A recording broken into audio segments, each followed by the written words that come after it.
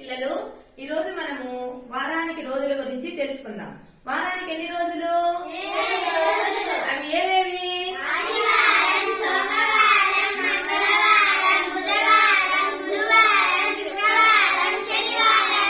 ఇప్పుడు నేను ఒక వారం పేరు చెప్తాను, వాళ్ళు వచ్చి ఇక్కడ నిలబడతారు. ముందు వారం అంటే ముందు వారం వాళ్ళు ఈ పక్కన రావాలి. తర్వాత వారం అంటే తర్వాత వారం వాళ్ళు ఇక్కడ నిలబడాలి. మధ్య వారం అంటే మధ్య వారం వాళ్ళు ఇక్కడ నిలబడాలి. సరేనా?